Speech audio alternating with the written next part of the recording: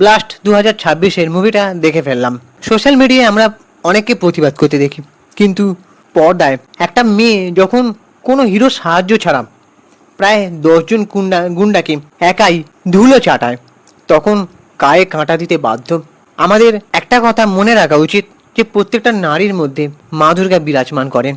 কখন যখন সেই নারী একজন প্রতিবাদী হয়ে ওঠে, তখন মনে হয় অটোমেটিক্যালি সেই নারীর পেছন থেকে 10টা হাত গজিয়ে গেছে মা দুর্গার মতন। মানে আজকালকার মেয়েকে প্রতিবাদী হতে হবে। 2026-এর অন্যতম অ্যাকশন থ্রিলার মুভি ব্লাস্ট মুভির কথাই বলছি। সিনেমাটা জাস্ট বাংলা বা টলিউডের সিনেমা নয়। এটা কি মানে টলিউডের সিনেমা? না, এটি মূলত একটি তামিল ছবি, যা বেশ কিছু ভাষায় ডাব করা হয়েছে। কিন্তু ছবিটা দেখার পর আমার একটা কথাই মনে হয়েছে যে আমাদের টলিউড বা বাংলা ফিল্ম ইন্ডাস্ট্রির এই সিনেমাটা, মানে এমন কাউকে এগিয়ে আসা উচিত যে টলিউডকে, মানে বাংলা ফিল্ম ইন্ডাস্ট্রির সবাইকে ঘাড় ধরে এই সিনেমাটা দেখানো উচিত। সেটাই আজকের ভিডিওতে আমি খোলামেলা আলোচনা করব। নমস্কার, আমি সুপ্রিয় রয়েছি তোমাদের সঙ্গে। আমার একটা রিকোয়েস্ট, আমাদের ইউটিউব চ্যানেলটাকে সাবস্ক্রাইব করে দাও, ভিডিওটাকে একটা লাইক দাও এবং পুরো ভিডিওটা স্কিপ না করে দেখো। প্রথমে সিনেমার গল্পটা যদি একটু ধৈর্য ধরে আমি ছোট করে বলি, যে মেন লিড রোলে রয়েছেন অ্যাকশন কিং অরিজিৎ সিং এবং প্রীতি মুকুন্দন। যে মেয়েটা অ্যাকশন করে রীতিমতন মানে অনেকের মন জয় করে নিয়েছে। সেই মেয়েটার অ্যাকশন সিনগুলো বেশ ছোট ছোট ক্লিপ করে ইনস্টাগ্রাম ফেসবুকে ভাইরাল। আর সে যখন আমরা দেখছিলাম যে বিভিন্ন জায়গায় মিডিয়াতে আসছে, তাকে মানে ধরে সেলফি তুলতে চাইছে, বেশ মানে সেই মেয়েটি বেশ মার্জিত ব্যবহারও দেখছি। তবে আমরা যেমনটা তাকে ভদ্র মার্জিত ব্যবহার করতে দেখছি, পর্দায় একেবারে মার করে, মানে মুখে তেমন হাসে নেই বলতে গেলে। সত্যি তার অভিনয় আমাদেরকে মুগ্ধ করে। সিনেমাটা যে খুব ভালো গল্প দিয়েছে তা কিন্তু নয়, তবে হ্যাঁ, ছবির যেটা চোখ সারানো যায় না সেটা হচ্ছে অ্যাকশন। বাবা মেয়ে এবং মা মিলে তিনজনের মারমুখী ব্যাটিং, ইয়েস, যেটার আমি গুণমুগ্ধ ভক্ত হয়ে গেছি।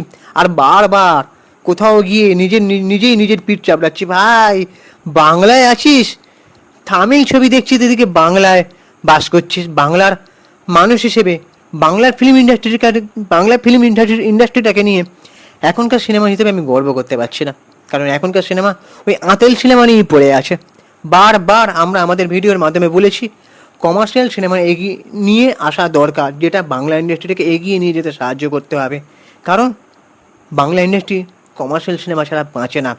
কিন্তু টলিউডের যে বড় বড় কলাকুশলীরা, তারা আঁতেল সিনেমাই বানাচ্ছে। দেব না হলে বাইক অ্যাম্বুলেন্স দাদা, তারপরে আবার 107 মনে হয় কমার্শিয়াল সিনেমা বানাচ্ছে। আবার শুনছিলাম নাকি সিনেমাটা হেলিকপ্টারে অ্যাকশন দৃশ্য হবে, মেবি এরকম কিছু একটা। যাই হোক, সে তাও কমার্শিয়াল সিনেমা দেওয়ার চেষ্টা করছে। কিন্তু জিদ্দা সেই কবে থেকে সিনেমা আনছে না। তারপরে ওদিকে আবার জিদ্দার কেউ বলে বিপ্লবী, কেউ বলে ডাকাত, ছবিটার ভবিষ্যৎ একেবারে অনিশ্চিত। আর বুম্বাদা ওই আঁতেল সিনেমা, ভালো অভিনয়ে পুরস্কারের লোভ নিয়ে পড়ে আছেন। হয়তো ডিরেক্টররা আঁতেল সিনেমা নিয়ে বলছেন বুম্বাদা ভালো অভিনয় করো, পুরস্কার পাবে, ব্যাস উনি ওই নিয়েই পড়ে আছেন। তাই জন্য বলছি বুম্বাদাকে যারা দেখতে পাবে, উনি যেভাবে হ্যান্ডসাম সেজে আসেন না, ওনাকে পুরস্কার দিয়ে দেবে তোমরা একটা করে। বুম্বাদা এত ঘরভর্তি পুরস্কার হয়ে যাবে, তখন মনে হবে না পুরস্কার আর ভালো লাগছে না। যাই হোক, জোকসে পাঠ, খারাপ মাইন্ডে দেবেন না, আপনাদের থেকে অনেক প্রত্যাশা। সো আপনারা প্লিজ আপনাদেরকে একটু নিজেদেরকে বোঝান যে কী করা উচিত আপনাদের। একটা কথা জানবেন, সাউথ ইন্ডাস্ট্রির মানুষরা না বারবার দর্শকের পালসটা বোঝার চেষ্টা করে যে তারা কি চাইছে, কিন্তু আপনারা কি এক্সপেরিমেন্ট করছেন সেটাই আমাদেরকে গেলাচ্ছেন জোর করে। কিন্তু আমরা সেটা বিশ্বাস করেন গিলতে ইচ্ছে করছে না, জোর করে গিলতে হচ্ছে, গলা থেকে নামছে না।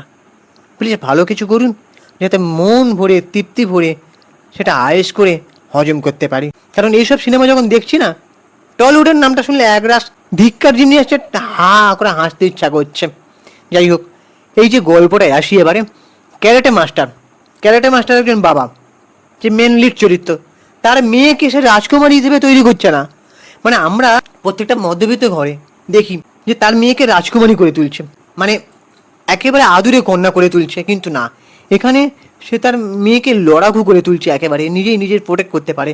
কারণ একটা কথা জানবেন, একটা বাবা বা একটা মা সন্তানের জীবনে সারাদিন থাকবেন না, যতদিন থাকবেন প্রোটেক্ট করবেন, কিন্তু যখন আমরা থাকবো না, তখন তোর প্রোটেক্ট তোকে নিজেকেই করতে হবে, তোকে বাঁচতে হবে ভালো করে।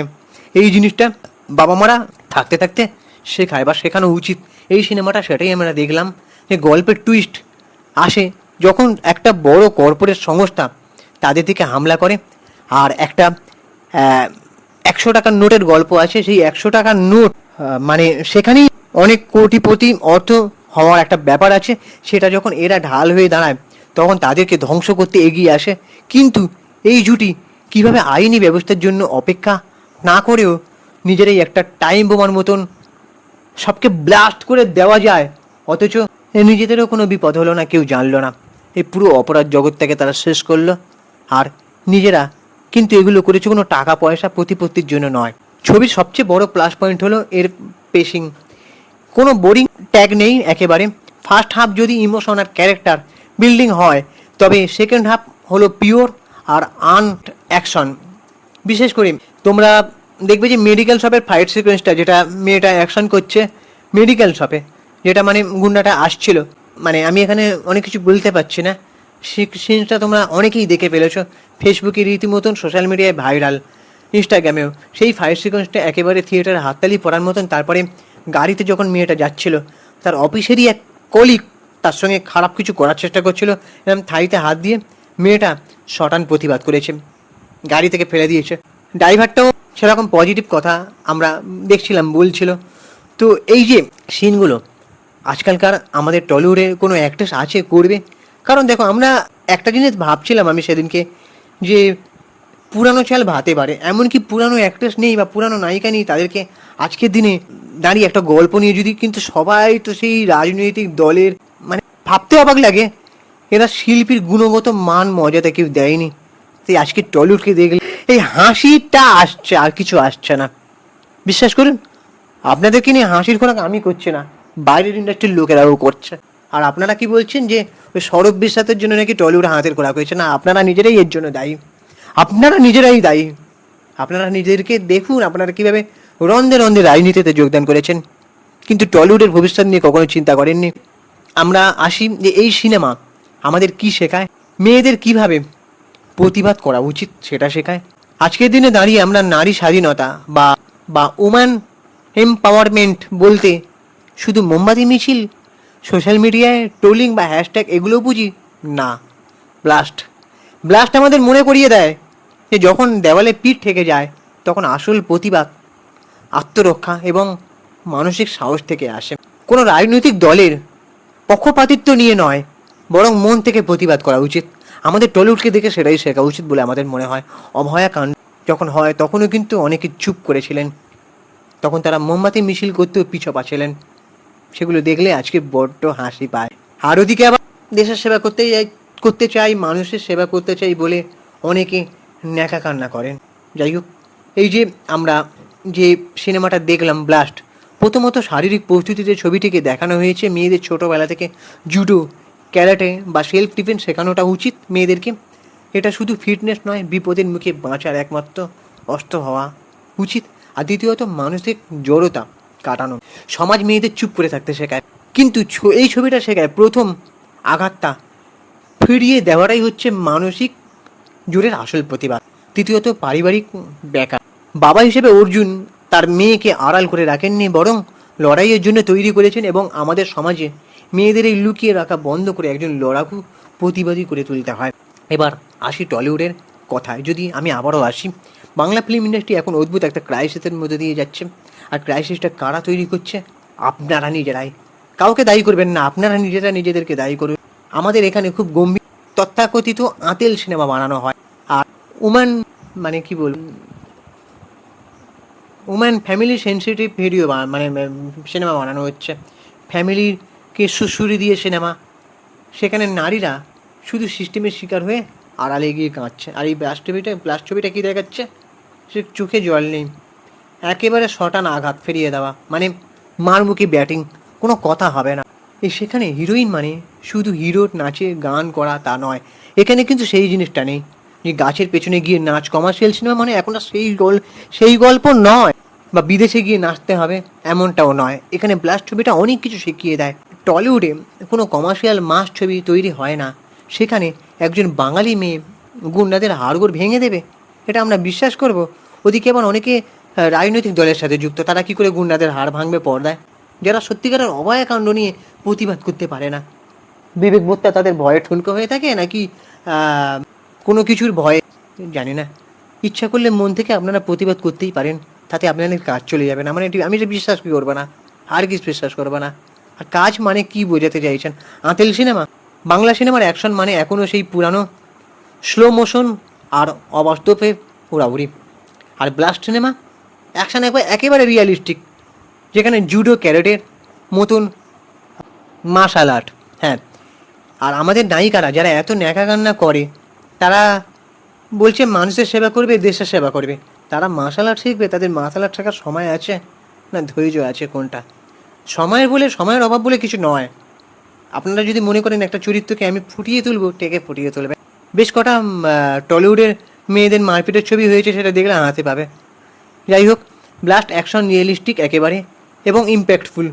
টলিউডের টেকনিক্যাল টিম আর ফাইট কোরিওগ্রাফিতে অনেক বেশি বাজেট ইনভেস্ট করতে হবে, বাজেটটাও দরকার। তার থেকে বড় কথা হচ্ছে ইচ্ছাটা থাকা দরকার, তাহলে সব কিছু হবে। সবশেষে আমি একটা কথা বলবো, ব্লাস্ট 2026 শুধু একটা বিনোদনমূলক সিনেমা নয়, এই সিনেমা একটা স্টেটমেন্ট সিনেমা হিসেবে আমি একে প্রায় 5, সব কিছুই বিচার করলে আমি একে 3.5 থেকে 4 দেবো। হয়তো সাউথ ইন্ডাস্ট্রির বড় বড় মুভি রিভিউয়াররা, তাদের কাছে হয়তো এই সিনেমাটা মনে হবে যে না গল্প, এরকম গল্প তারা দেখেছে অনেক, কিন্তু তাদের মেন্টালিটি অনুযায়ী যদি আমি সিনেমাটা রিভিউ, তাদের জাজমেন্টে যদি আমি বিচার করি সিনেমাটা, তবু আমি অ্যাকশান থেকে চোখ সরানো যাবে না। তারপর একজন বাবার একজন মেয়েকে রাজকুমারী নামে নিয়ে লড়াকু তৈরি করা, মেয়েদের কীভাবে সেলফ ডিফেন্স শেখানো উচিত সেটা শিখিয়েছে। সেদিক থেকে সিনেমা তাদের জাজমেন্টাল দিক থেকেও আমি বলবো অনেক অনেক অনেক বেটার। তো এটা একেবারে সপরিবারে দেখার মতন সিনেমা। একটা কথা বলবো যে জিৎ আগে প্রসেনজিৎ চ্যাটার্জি করেছে, এদের পাশাপাশি কেন ফিমেল লিড ডিরেকশান আপনি টলিউডে পাবেন না, সেটা একটা প্রশ্ন থেকে যায় মনের মধ্যে। তো আপনাদের কি মনে হয় যে বাংলা সিনেমাতে এই ধরনের ফুল অ্যাকশান ফিমেল লিড মুভি হওয়া উচিত? কে করবে? কৌশিক গাঙ্গুলি, সৃজিত মুখার্জি, এনারা করবে? এরকম ধরনের ইচ্ছাটা থাকা দরকার। তবে একটা কথা বলছি, আমি সৃজিত মুখার্জি, কৌশিক গাঙ্গুলিকে এই ভিডিওর মাধ্যমে ছোটো করছি না, এনাদের সিনেমার জননা আলাদা। আপনারা করুন এরকম ধরনের সিনেমা, কিন্তু এই আশপাশে এই সিনেমাও করতে হয়। আপনাদের চোখের সামনে ভালো ডিরেক্টর হয়তো আসে, খুঁজে বার করুন। আর একটা কথা বলছি, আমরা যেভাবে সাউথ ইন্ডাস্ট্রির সিনেমা দেখে বাহবা দিচ্ছি, বা বলিউডের ধুরন্ধর দেখে বাহবা দিচ্ছে, টলিউডের এমন কোনো সিনেমা আর কবে আসবে যেখানে আমরা এরকম বাহবা দেবো বা রিভিউ করব গর্ব করে, বুকটা এরকম চাপড়ে গর্ব করে রিভিউ দেবো যে আমাদের টলিউড এরকম সিনেমা হয় বা হচ্ছে? সেটা কবে সেই সুদিন আসবে আমি জানি না। এবার বাকি তোমাদের কি মতামত তোমরা অবশ্যই কমেন্ট করে জানিও। আর আমাদের ইউটিউব চ্যানেলটাকে সাবস্ক্রাইব করে দাও, ভিডিওটাকে একটা লাইক দাও। ইনস্টাগ্রামে রয়েছে আমি সুপ্রিয় পৌতারের সিনেমাটি, ওখানে গিয়ে ফলো করে দাও। চলো টাটা, দেখা হচ্ছে পরে ভিডিওতে। এই ভিডিওটা শুধুমাত্র ব্লাস্ট মুভি রিভিউ ছিল না, এই ভিডিওটা রিভিউ করার পাশাপাশি আমি দেখালাম টলিউডের চোখে আঙুল গুঁজে দিয়ে যে এরকম ধরনের সিনেমাটা আপনাদের করা অবশ্যই উচিত, কেমন ধরনের সিনেমা আপনাদের করা উচিত, বা আপনাদের করতে গেলে কতটা মন আর ইচ্ছা বা রিস্ক নিতে হবে। আর একটা জিনিস জানবেন, ভালো কাজের মূল্যায়ন কিন্তু অবশ্যই হয়, সেটা কি আগে কি পরে, আর সেটা বারবার ট্রাই করতে হবে। হয়তো প্রথমবারে আপনারা যেভাবে হাতের সিনেমা বানিয়ে এসেছেন, হয়তো প্রথমবার ওয়ার্ক করবে না, তারপরে করতে করতে দর্শক ঠিকই সাড়া দেবে, কমার্শিয়াল ঘরানা আবার টলিউডে রাজ করবে। কথা দিলাম, আপনারা চেষ্টা করে দেখান।